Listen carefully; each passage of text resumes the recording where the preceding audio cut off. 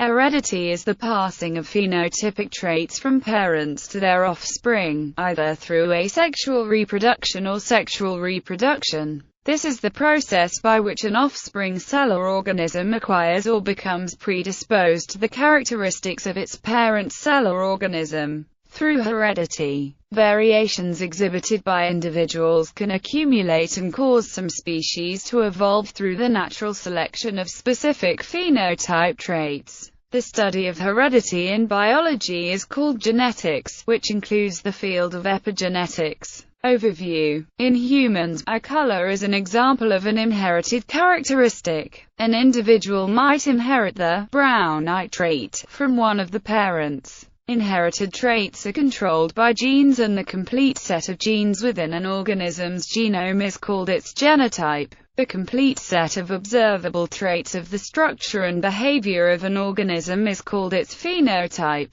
These traits arise from the interaction of its genotype with the environment. As a result, many aspects of an organism's phenotype are not inherited. For example, suntanned skin comes from the interaction between a person's phenotype and sunlight. Thus, suntans are not passed on to people's children. However, some people tan more easily than others, due to differences in their genotype. A striking example is people with the inherited trait of albinism, who do not tan at all and are very sensitive to sunburn. Heritable traits are known to be passed from one generation to the next via DNA, a molecule that encodes genetic information. DNA is a long polymer that incorporates 4 types of bases, which are interchangeable. The sequence of bases along a particular DNA molecule specifies the genetic information. This is comparable to a sequence of letters spelling out a passage of text. Before a cell divides through mitosis, the DNA is copied, so that each of the resulting 2 cells will inherit the DNA sequence. A portion of a DNA molecule that specifies a single functional unit is called a gene. Different genes have different sequences of bases. Within cells, the long strands of DNA form condensed structures called chromosomes. Organisms inherit genetic material from their parents in the form of homologous chromosomes, containing a unique combination of DNA sequences that code for genes. The specific location of a DNA sequence within a chromosome is known as a locus. If the DNA sequence at a particular locus varies between individuals, the different forms of this sequence are called alleles. DNA sequences can change through mutations, producing new alleles. If a mutation occurs within a gene, the new allele may affect the trait that the gene controls, altering the phenotype of the organism. However, while this simple correspondence between an allele and a trait works in some cases, most traits are more complex and are controlled by multiple interacting genes within and among organisms. Developmental biologists suggest that complex interactions in genetic networks and communication among cells can lead to heritable variations that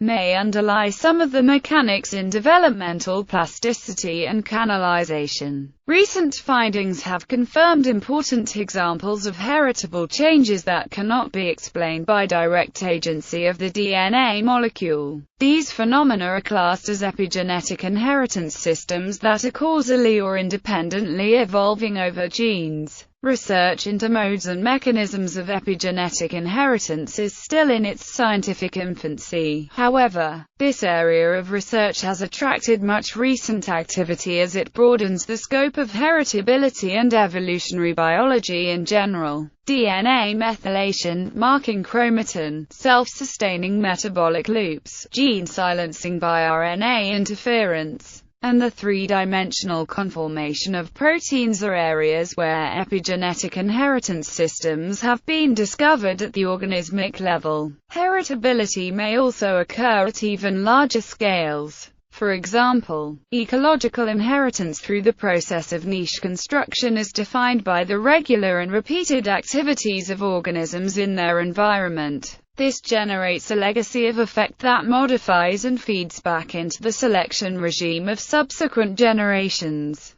Descendants inherit genes plus environmental characteristics generated by the ecological actions of ancestors. Other examples of heritability in evolution that are not under the direct control of genes include the inheritance of cultural traits, group heritability, and symbiogenesis. These examples of heritability that operate above the gene are covered broadly under the title of multi-level or hierarchical selection, which has been a subject of intense debate in the history of evolutionary science. Relation to theory of evolution. When Charles Darwin proposed his theory of evolution in 1859, one of its major problems was the lack of an underlying mechanism for heredity. Darwin believed in a mix of blending inheritance and the inheritance of acquired traits. Blending inheritance would lead to uniformity across populations in only a few generations and then would remove variation from a population on which natural selection could act.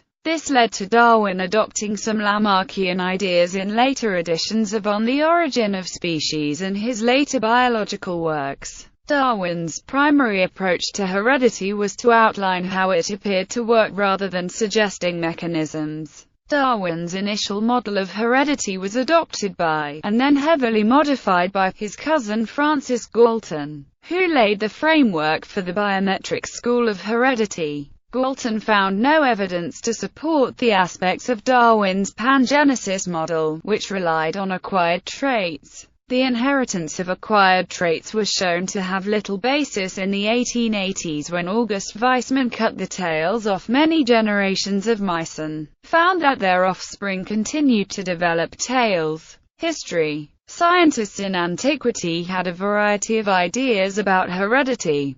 Theophrastus proposed that male flowers caused female flowers to ripen. Hippocrates speculated that seeds were produced by various body parts and transmitted to offspring at the time of conception, and Aristotle thought that male and female semen mixed at conception. Aeschylus, in 458 BC, proposed the male as the parent, with the female as a nurse for the young life sown within her. Ancient understandings of heredity transitioned to two debated doctrines in the 18th century. The doctrine of epigenesis and the doctrine of preformation were two distinct views of the understanding of heredity. The doctrine of epigenesis, originated by Aristotle, claimed that an embryo continually develops. The modifications of the parent's traits are passed off to an embryo during its lifetime. The foundation of this doctrine was based on the theory of inheritance of acquired traits. In direct opposition, the doctrine of preformation claimed that like generates like, where the germ would evolve to yield offspring similar to the parents. The preformationist view believed procreation was an act of revealing what had been created long before. However, this was disputed by the creation of the cell theory in the 19th century, where the fundamental unit of life is the cell, and not some preformed parts of an organism. Various hereditary mechanisms, including blending inheritance, were also envisaged without being properly tested or quantified, and were later disputed. Nevertheless, people were able to develop domestic breeds of animals as well as crops through artificial selection. The inheritance of acquired traits also formed a part of early Lamarckian ideas on evolution. During the 18th century, Dutch microscopist Antony van Leeuwenhoek discovered animalcules in the sperm of humans and other animals. Some scientists speculated they saw a little man inside each sperm. These scientists formed a school of thought known as the spermists. They contended the only contributions of the female to the next generation were the womb in which the homunculus grew, and prenatal influences of the womb. An opposing school of thought, the ovists, believed that the future human was in the egg, and that sperm merely stimulated the growth of the egg. Ovists thought women carried eggs containing boy and girl children, and that the gender of the offspring was determined well before conception. Gregor Mendel, father of genetics. The idea of particulate inheritance of genes can be attributed to the Moravian monk Gregor Mendel, who published his work on P.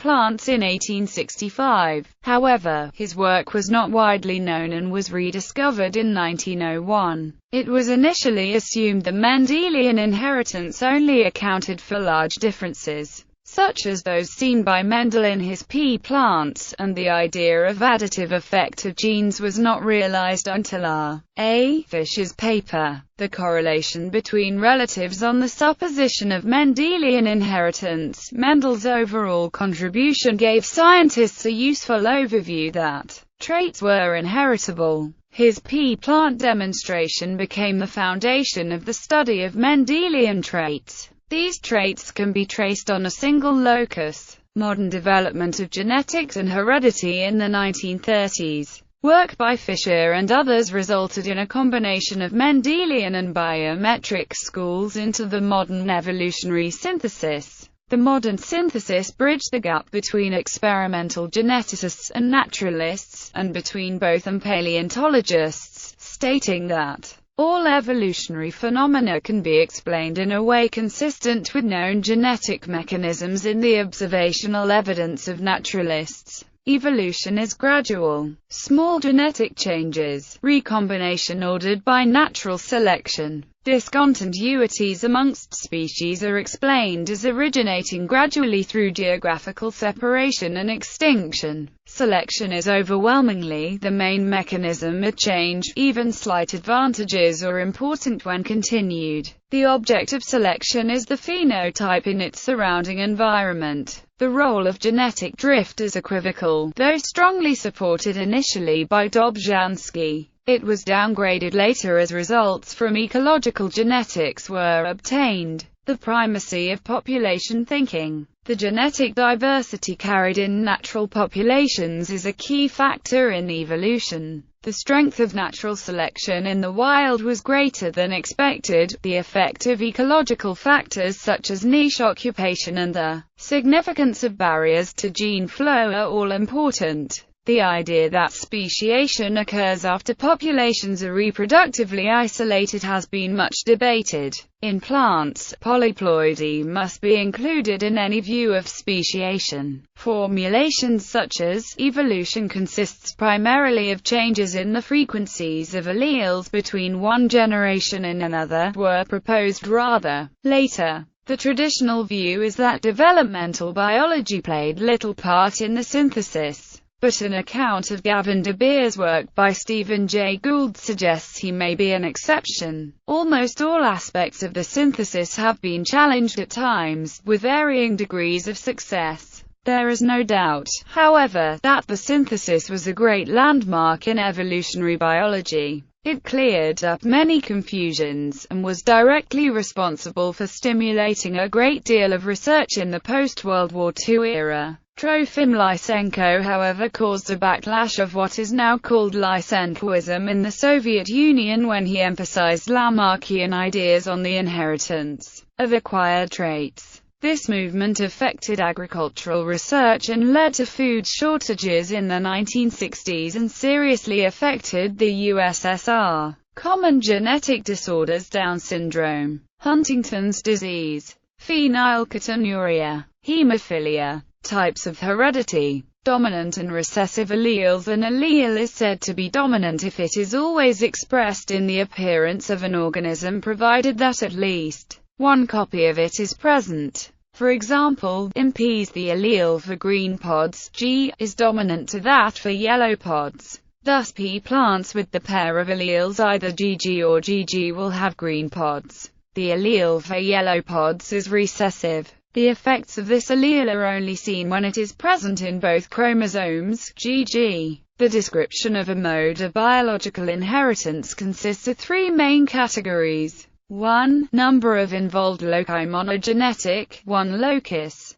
oligogenetic, few loci; polygenetic, many loci. 2. Involved chromosomes: autosomal loci not situated on a sex chromosome; gonosomal loci situated on a sex chromosome; X chromosomal loci situated on the X chromosome; Y chromosomal loci situated on the Y chromosome; mitochondrial loci situated on the mitochondrial DNA. 3. Correlation: genotype, phenotype, dominant, intermediate, recessive, overdominant, underdominant. These three categories are part of every exact description of a mode of inheritance in the above order. In addition, more specifications may be added as follows. 4. Coincidental and environmental interactions: penetrance, complete, incomplete, expressivity, invariable, variable, heritability, maternal or paternal imprinting phenomena. 5. Sex-linked interactions: sex-linked inheritance, sex-limited phenotype expression, inheritance through the maternal line, inheritance through the paternal line. 6. Locus-locus interactions: epistasis with other loci, gene coupling with other loci, homozygous lethal factors, semi-lethal factors.